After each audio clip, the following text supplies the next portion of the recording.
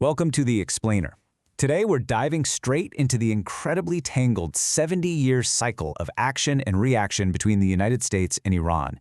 It's a relationship completely defined by decades of mistrust, miscalculations, and just deeply entrenched historical grievances. We hear about this conflict in the news all the time, right? But to actually understand what's happening today, we absolutely have to look at the full timeline. So tensions right now are pretty much at an all-time high. But to really grasp this standoff, we need to rewind. We have to go past the modern nuclear threats, past the crippling economic sanctions, and way past the proxy wars. We're going back to a surprisingly different origin point. It actually wasn't about religion, and it wasn't about nuclear weapons. It was, as it so often is in modern history, all about a highly valuable natural resource. Okay, let's look at this number, 16%. Just let that sink in for a second. That tiny fraction represents the profits Iran actually received from its own oil back in the early 1950s under the British-controlled Anglo-Iranian Oil Company. Basically, Great Britain controlled Iran's massive oil reserves, using it to fuel their Royal Navy, while tossing the Iranian government mere pennies on the dollar. And as you can probably guess, this massive disparity in wealth set the exact stage for the first major turning point in our historical loop. Which brings us to Section 1, the battle for oil. To address this crazy wealth gap, Iran's democratically elected Prime Minister Mohammad Mossadegh came to power in 1951. He was this fiercely nationalist leader, and he campaigned heavily on a very specific concept, nationalization. Essentially, he wanted to yank control of Iran's oil away from the British so those profits could actually fund his own country. He proposed a fairly reasonable 50-50 profit split, but the British, they categorically refused. So things escalated and fast. When Mossadegh pushed forward with nationalizing the oil anyway, the British retaliated hard with naval blockades and froze Iran's currency accounts. But they realized they couldn't remove him from power on their own. So Britain went to the United States and cleverly changed their pitch. Instead of complaining about lost oil revenue, they convinced U.S. President Dwight Eisenhower that if Mossadegh stayed in power, Iran was going to fall to communism and the Soviet Union. And that pitch worked perfectly, leading to a massive joint CIA-MI6 plot known as Operation Ajax. And the sheer chaos that followed. It literally sounds like a script from a spy movie. CIA operatives showed up in Tehran with actual suitcases full of cash. They started bribing newspaper editors to print anti-Mossadegh propaganda, hiring street thugs to incite riots, and they even paid people to pretend to be communists threatening local religious leaders. Street violence erupted everywhere, tanks rolled in, and an estimated 300 people died. Ultimately, the coup was a total success for the West. Mossadegh's democratic government was completely overthrown. Moving right along to Section 2, Revolution and Hostages. Now, this is really where the modern hostility takes root.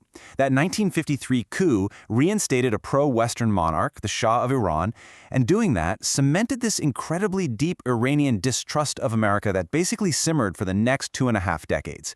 See, the U.S. viewed the Shah as this fantastic key ally. He bought American weapons, and he kept the oil flowing smoothly. But millions of everyday Iranians were suffering. He ruled with a brutal fist, using his CIA-trained secret police, the Savak, to imprison and execute thousands of political dissidents.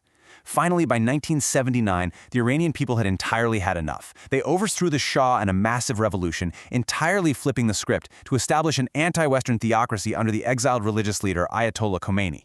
And then came the spark that ignited the powder keg. Shortly after the revolution, the U.S. decided to admit the exiled Shah into America for cancer treatment. Now, to the newly formed Iranian Republic, this looked suspiciously like a complete repeat of 1953. Terrified that the CIA was cooking up a plan to reinstall the Shah all over again, a group of Iranian students stormed the U.S. Embassy in Tehran. They ended up taking 52 Americans hostage and held them for 444 agonizing days. It's fascinating because this single event spawned two completely different realities. To America, this was a shocking, totally unprovoked act of lawless terrorism against innocent diplomats. It was a massive global humiliation. But if you look at it from Iran's perspective, the U.S. Embassy was literally seen as a CIA command post for regime change. So to them, seizing the embassy wasn't terrorism at all. It was a desperately necessary, justified defensive countermove to stop their revolution from being stolen again.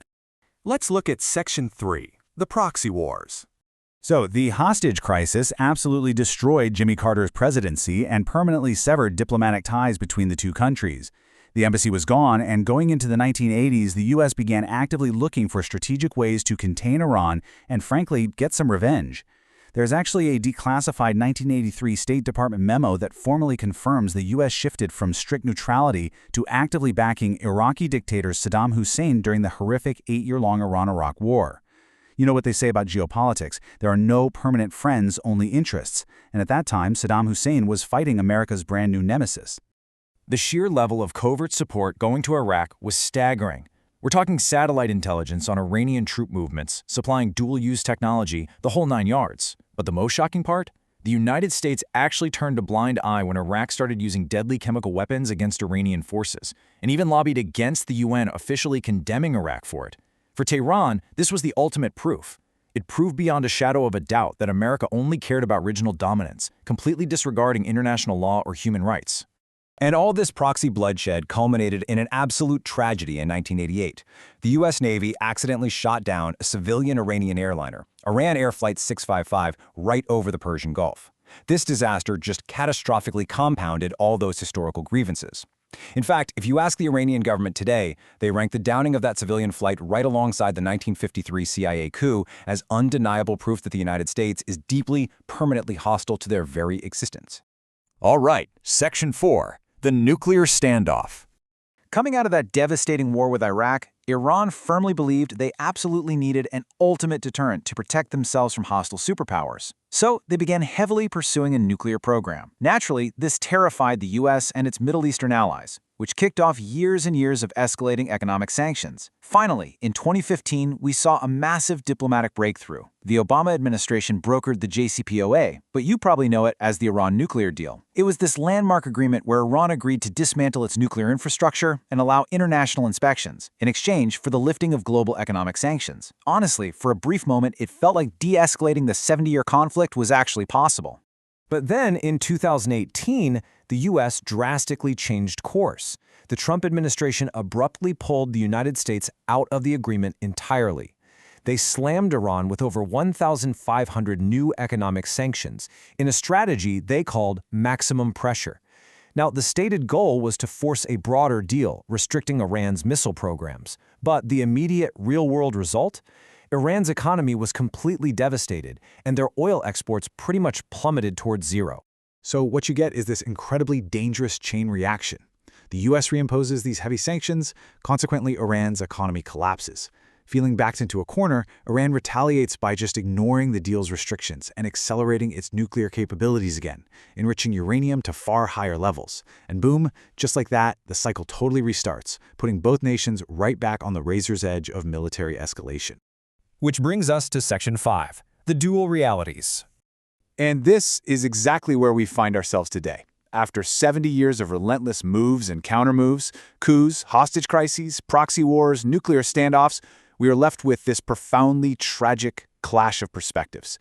The divide is just incredibly stark. From Washington's viewpoint, America isn't the villain here. They're urgently trying to stop a dangerous, rogue regime that funds militias, destabilizes the Middle East, and is actively racing toward a nuclear bomb. But from Tehran's perspective, they're simply trying to survive a superpower that has continuously tried to crush their economy and isolate them ever since overthrowing their actual democracy back in 1953. Neither side sees themselves as the aggressor.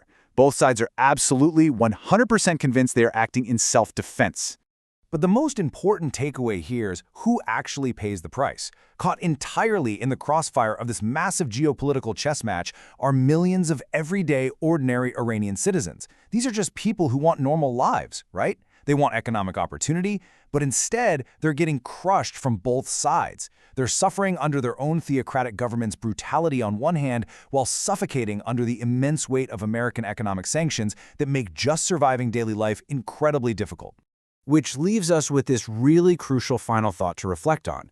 When you have two nations totally trapped in an endless loop of action and retaliation, where both sides have entirely legitimate historical grievances and both sides are completely convinced they are the ultimate victim, how in the world do we ever break this cycle? Because honestly, until one side is willing to lay down the immense weight of the past, we might just be watching the exact same standoff unfold for the next 70 years.